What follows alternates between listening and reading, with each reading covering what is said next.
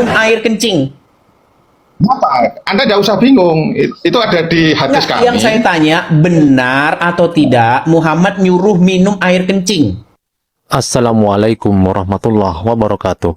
Ya, riwayat mengenai kencing ini memang kerap kali dijadikan bahan pertanyaan atau bahkan bahan ejekan dari para kaum agama sebelah gitu ya. Karena memang bahkan ditemukan riwayat bahwasanya ada seorang sahabiat yang meminum air kencing dari Nabi Shallallahu Alaihi Wasallam sendiri dan Nabi membolehkan atau membenarkan tindakan tersebut. Tentunya hal tersebut bagi kaum muslimin sendiri, terutama bagi yang awam gitu kan, pasti juga akan mempertanyakan atau membuatnya heran apakah benar air kencing Nabi Shallallahu Alaihi Wasallam boleh untuk diminum bahkan mengandung keberkahan. Terlebih hadis terkait kencing Nabi yang diminum oleh sahabat tersebut kerap kali diceritakan dan dibenarkan oleh beberapa penceramah, seperti diantaranya adalah Habib berikut. Wahai Aisyah, ngelihat gak bejana yang ada di bawah tempat tidur? Nggak lihat ya Rasulullah. Coba ditanya ke Ummu Yusuf, wahai Ummu Yusuf. Ummu Yusuf ini khadamahnya Nabi SAW. Ditanya, wahai Ummu Yusuf, ngelihat gak bejana yang di bawah tempat tidur? Lihat ya Rasulullah. Mana? Dikeluarin, ini ya Rasulullah. Isinya mana? Isinya udah gak ada. Isinya mana? Isinya aku buang ya Rasulullah. Buang kemana? Buang ke sini ya Rasulullah. Pipis Nabi diminum. Apa kata Nabi? Murtad, kafir, neraka, dosa. Enggak. Wahai Ummu Yusuf, engkau sampai akhir hayatmu tidak akan terkena penyakit kecuali sakratul maut. Di dalam kitab Al-Imam Suyuti dijelaskan Nabi Muhammad itu air kencingnya Nabi suci. Air kencingnya Nabi suci, nggak sama kayak air kencingnya kita, saudara-saudara.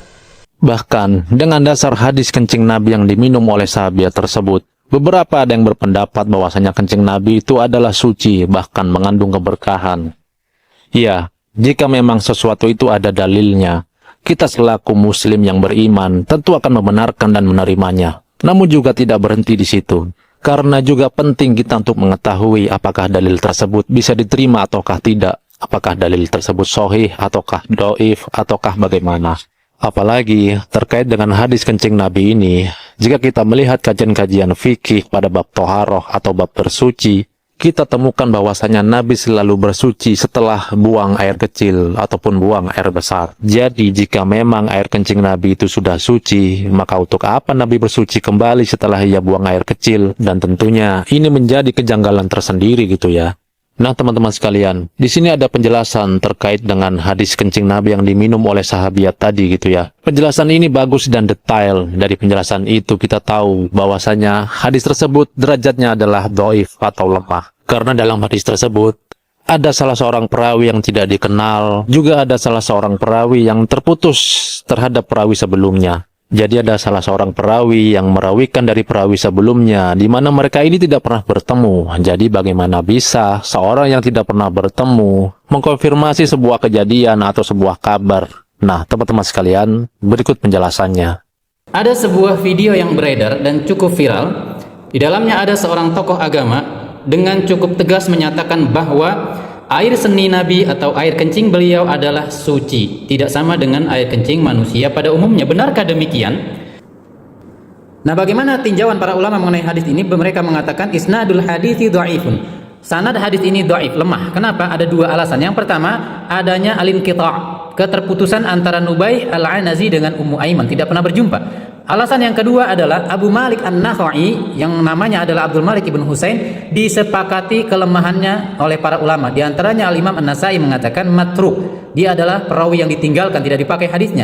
Kemudian Abu Hatim Ar-Razi mengatakan dhaiful hadis. Hadisnya lemah. Amr ibn Ali mengatakan dhaifun munkarul hadis, lemah dan mungkar hadisnya. Pernyataan tadi terletak di dalam kitab Ad-Du'afa wal Matrukin karya Al-Imam An-Nasai, juga ada di dalam Al-Jarh wa Ta'dil karya Ibnu Abi Hatim dan Tahdzibut Tahdzib karya Al-Imam Ibnu Hajar.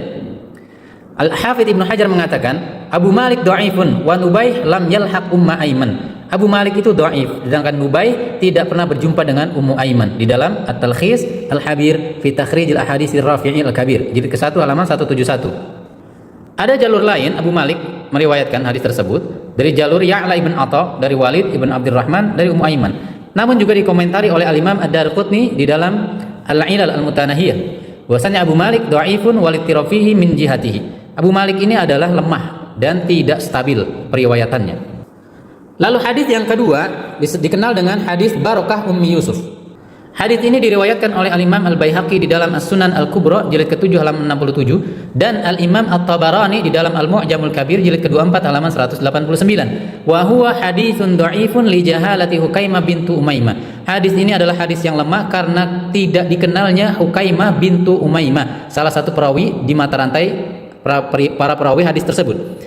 Al-Imam Az-Zahabi di dalam Mizanul I'tidal mengatakan di jilid 1 halaman 587, ghairu ma'rufah. Si Hukaimah bintu Umaymah ini tidak dikenal, sebagaimana Al-Hafidz Ibnu Hajar juga mengatakan di dalam Taqribut Tahdzib halaman 745, Hukaimah bintu Umaymah la tu'raf, dia tidak dikenal. Nah, jadi teman-teman sekalian, kesimpulannya dua hadis tersebut, baik hadis Ummu Aiman maupun Barokah Ummu Yusuf, keduanya adalah hadis yang lemah.